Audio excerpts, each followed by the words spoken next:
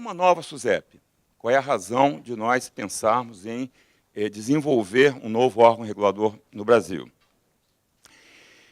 Se nós pensarmos no setor de seguros brasileiro, numa perspectiva histórica, nós vamos ver que o monopólio de resseguros, que no Brasil durou mais tempo do que deveria durar, só em 2007 o Brasil determinou o término do monopólio de resseguro.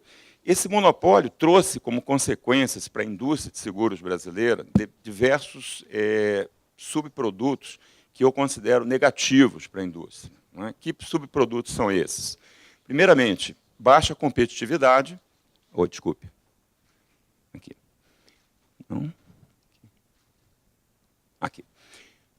Baixa competitividade. Claro, indústria monopolizada, consequência, baixa competição entre os participantes. Ou seja, o IRB ele regulava, ele ditava todos os produtos, ditava todas as precificações, inclusive as comissões de corretagem. Também baixa produtividade em relação às companhias de seguros, sistemas ultrapassados, sistemas improdutivos. Evidentemente, também uma legislação ultrapassada, totalmente baseada na monopolização, baixa capacitação de recursos humanos, ou seja, uma indústria em que não havia necessidade de uma sofisticação muito grande em termos de formação e capacitação. O consumidor brasileiro não plenamente atendido, por quê? Porque tinha um produto limitado e tinha um produto muito caro. E, ao mesmo tempo, uma baixa interação internacional, porque as regras do Brasil elas criavam uma espécie de uma autossuficiência do mercado brasileiro, a ponto dele se isolar do resto do mundo. Consequência desse engessamento, né, exatamente o que nós consideramos no Brasil uma baixa penetração do setor segurador no PIB brasileiro. Pode ser considerado 3,68, talvez um número não tão, se comparado com a América Latina, um número não tão assim, desanimador, mas para o porte da economia brasileira, hoje, considera-se que há um espaço muito grande de crescimento e que, certamente, esse espaço vai ser resgatado a partir dessa desmonopolização. O que nós propusemos como estratégia para o setor segurador no Brasil, e que foi aceita pela nova administração do Ministério da Fazenda, é exatamente uma estratégia em que, a partir do desenvolvimento de novos produtos, mas que tipo de produtos? Produtos que estejam em sintonia com a dinâmica de crescimento do país. Por exemplo, produtos que sirvam para financiar grandes obras de infraestrutura, que sirvam para suprir a população brasileira com produtos que estejam mais aderentes às suas necessidades. Esses mais produtos vão ensejar um crescimento de prêmios, esse crescimento de prêmios, um aumento de reservas e, a partir dos ativos garantidores dessas reservas técnicas, através da atuação do próprio órgão regulador em conjugação com o Ministério da Fazenda, esses ativos garantidores vão ser investidos na economia produtiva brasileira. Nessa hora, nós tivemos assim, mais uma atribuição dada pelo ministro da Fazenda, que é exatamente, além do papel indutor da SUSEP no desenvolvimento de novos produtos, também o papel indutor da SUSEP em termos das seguradoras investirem os seus ativos em projetos ligados à economia produtiva. E não exatamente como é a realidade hoje no Brasil, a maioria dessas inversões, desses investimentos, estão concentrados em títulos públicos, o que, de certa forma, tem uma correlação também com o desenvolvimento, mas não tão direta quanto teria se esses ativos tivessem uma orientação mais definida, mais definitiva em relação a essa economia produtiva.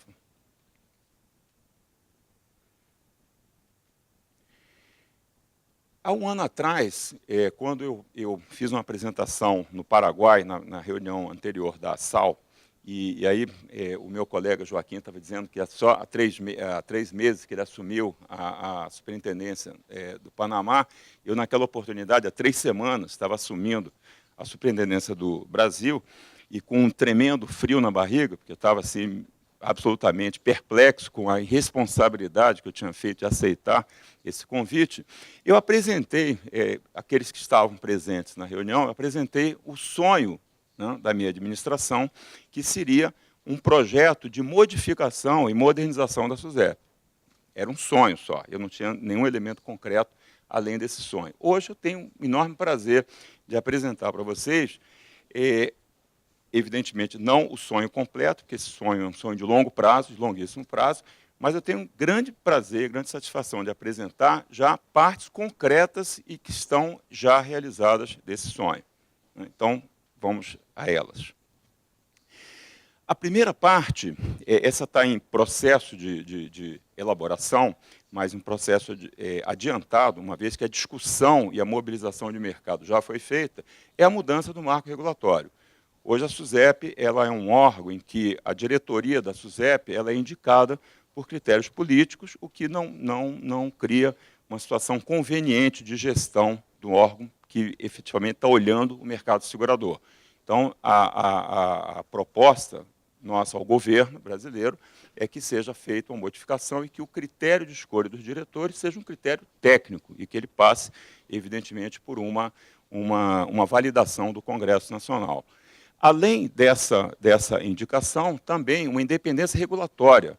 A SUSEP hoje ela não tem independência regulatória, ela tem toda a parte de supervisão, toda a parte de fiscalização, mas não é ela que tem 100% da prerrogativa de elaborar as regulamentações no mercado. Na realidade, esse processo passa por outras instâncias que, às vezes, no nosso modo de ver, retardam um pouco a elaboração desses dispositivos legais. A questão da automação, eu vou já apresentar uma outra ilustração, mas a ideia aqui é a SUSEP ela ter uma atuação em termos de supervisão online, real-time, com o mercado de seguros, ou seja, coletando as informações em tempo real e ela mesma, através de mecanismos de Big Data, ela fazer essa filtragem de informações para que sejam geradas as informações necessárias para o processo de supervisão. Recursos humanos, talvez seja o meu maior desafio na SUSEP. E todos vocês que trabalham em instituições públicas sabem do que eu estou falando. Eu acho que o maior desafio é exatamente nessa caixinha aqui, em que nós temos a variável comprometimento dos servidores. Todos sabem que em qualquer contexto administrativo é muito difícil mudar. Mudar é sempre complicado, porque o ser humano é um ser humano que não gosta de mudança, por isso nós somos seres humanos. Se essa mudança ocorre no ambiente de uma instituição estatal, esse processo fica mais difícil ainda, porque o funcionário público muito menos gosta de mudança. E se esse contexto é um contexto estatal ligado à atividade seguradora, que tem um conservadorismo assim, por sua própria natureza, essa missão fica quase impossível. Então, talvez o aspecto mais difícil desse processo de mudança na SUSEP seja exatamente essa mágica, né, uma mágica que nós estamos conseguindo, e é mágica mesmo, não tem outra explicação, não tem nenhuma explicação racional, de um comprometimento dos servidores para essa visão dessa nova SUSEP. Em relação à gestão, esses projetos também estão em andamento. Evidentemente, a mudança numa instituição, ela passa também por um determinado ritual. E esse ritual, a gente chama de change management, na linguagem, no jargão administrativo, ou gestão das mudanças, foi exatamente o ponto de partida que nós utilizamos para o processo de mudança. Nós fizemos uma conscientização da alta gestão da SUSEP, da necessidade da mudança, e, a partir dessa conscientização, nós colocamos os processos de treinamento e capacitação gerencial, todos eles em suporte a esse processo. E criamos um escritório de projeto apartado vamos dizer, da linha de montagem da SUSEP, da organização do dia a dia da SUSEP, para que essas pessoas no escritório de projeto pudessem ter a tranquilidade de conceber e gerar, efetivamente, o modelo de transformação que foi adotado. E, finalmente, a questão dos processos, aí sim a gente tem toda essa necessidade de identificar, em primeiro lugar, a cadeia de valor, quais são os processos. Na realidade, quando eu comecei no SUSEP, eu pensei, bom, primeiramente, vamos tentar identificar quais são os processos que estão ocorrendo e que não precisam ocorrer mais na SUSEP, que precisam ser eliminados. Por exemplo, aprovação prévia de determinados produtos que a gente faz na SUSEP, nós não vamos fazer mais, porque não achamos necessário que haja esse processo. Processos que são feitos, mas ainda com nível de qualidade não muito boa.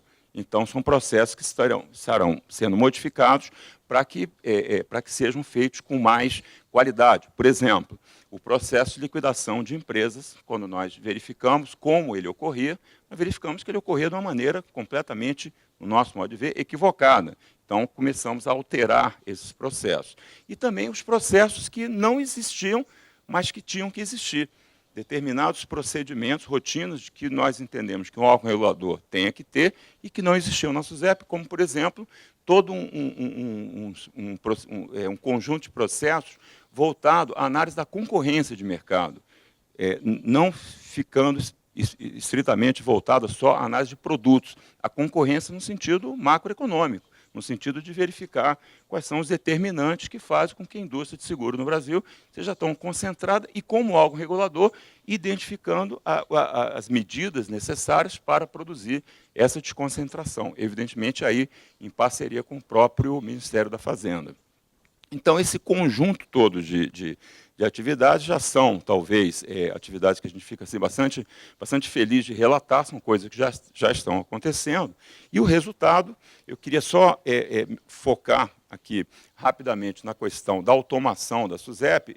Aqueles que participaram da reunião lá de Assunção, talvez lembrem que eu fiz um robô, né, simbolizando essa automação. Esse robô agora está um pouquinho mais sofisticado, está mais bonitinho, está mais caprichado, mas a ideia aqui é que realmente a SUSEP ela não fique só restrita no seu processo de supervisão, principalmente saúde financeira das seguradoras, as informações que venham só das companhias seguradoras. Na realidade, além desse processo agora, dentro dessa concepção nova, ele se dá online real-time, ou seja, a SUSEP se liga 24 horas por dia, vamos dizer assim, ao mercado supervisionado. Evidentemente, precisa de uma plataforma de Big Data para que esses dados sejam tratados e convertidos em informação de supervisão. Porém, não basta isso. Há que se olhar também informações, evidentemente, vindas dos corretores, informações vindas de outras bases de dados que tenham correlação com a saúde financeira de uma seguradora, como, por exemplo, os tribunais que efetivamente produzem sentenças que afetam os dirigentes de uma seguradora, por exemplo, esses órgãos que fazem a avaliação de risco de crédito no Brasil. Existe um órgão chamado Serasa, que é um braço da empresa internacional Experian. Então, todas essas bases de dados que têm correlação com a qualidade de uma gestão de uma seguradora precisam ser acessadas e precisam fazer parte do processo que a gente chamaria, então, de um rating um pouco mais robusto, porque leva em consideração não somente as informações da seguradora e que resultam. E aí eu me fixaria apenas em 3 cores, eu sei que tem rating com 5, 10, 8, 20 cores, mas, na realidade, eu, como regulador no Brasil, eu só preciso, eu opero em relação à avaliação da seguradora em apenas 3 estados. Ou eu não faço nada, ou seja, sinal verde, a seguradora está bem, ou eu vou na seguradora ver o que está acontecendo, é sinal amarelo, seguradora em perigo, ou sinal vermelho, vou fechar a seguradora porque não tem mais jeito. O ideal é que esse ponteiro nunca chegue no vermelho. O ideal é que a supervisão se dê de tal forma que esse ponteiro, na hora que ele entre no amarelo, o órgão regulador vai atuar no sentido de fazer todo o possível para evitar a insolvência da seguradora. E como subproduto dessa visão de informatização da SUSEP, as informações à sociedade, que seria o pilar 3 de Solvência 2. Aliás, todo esse modelo de construção da SUSEP ele está todo em aderência com o modelo Solvência 2, e a SUSEP, inclusive, assinou o termo de equivalência com a IOPA, no sentido de que pratiquemos, pelo menos em termos de princípios, os mesmos guidelines do modelo de Solvência 2. Já está. Então, eu vou abortar a missão aqui, deixa eu passar aqui. Isso aqui essa é a Nathalie, a minha secretária geral, que se encontra aqui, antes do nosso robô fazer a parte de processos internos da SUSEP. Vocês vejam que o cabelo da Nathalie ele está assim, descorado, porque ela está apavorada com tantos papéis que tem na mesa dela, né? E logo depois, esse nosso robozinho, né, ele passa, tira todos esses papéis, é um subproduto do processo de automação da SUSEP. A Nathalie continua ainda com o cabelo alourado, mas depois de 3 semanas o cabelo dela volta à cor normal, castanha, né? E aqui, para concluir a apresentação, isso é uma nova estrutura que é derivada dessa reflexão que nós fizemos em termos de cadeia de valor, levantamento de processo. Em administração, a gente sabe que uma mudança estrutural começa com a mudança dos processos. É a mudança dos processos que precede a mudança de estrutura. A partir dessa mudança de processo, então, facilmente a gente constrói a nova estrutura e que vai ter algumas novidades, como uma área específica de regulação, a supervisão prudencial juntando in situ com extra-situ. Na SUSEP a gente ainda faz essas duas áreas separadamente, né? Toda uma parte de relacionamento institucional inexistente, a parte da introdução dos procedimentos de conduta de mercado. Então, toda essa novidade vindo a partir desse trabalho de levantamento de processos. Então, com isso, bom, essas foram sugestões que nós fizemos ao governo, quando fizemos essa apresentação. Eu chamei de 7 trabalhos de Hércules, quando entreguei ao ministro, porque são 7 tarefas que eu dei para o governo. O ministro, eu fiquei muito feliz com isso, ele me confirmou no cargo, mas disse assim: Roberto, só tem um detalhe, eu não vou aceitar 7 missões, eu vou fazer só 6 missões dessas 7 que estão aqui, e talvez vocês possam adivinhar qual foi o trabalho que o Hércules, ministro Levi, cortou da SUSEP, né? Evidentemente, ele cortou a minha pretensão de que ele não mexa no orçamento da SUSEP. Muito obrigado.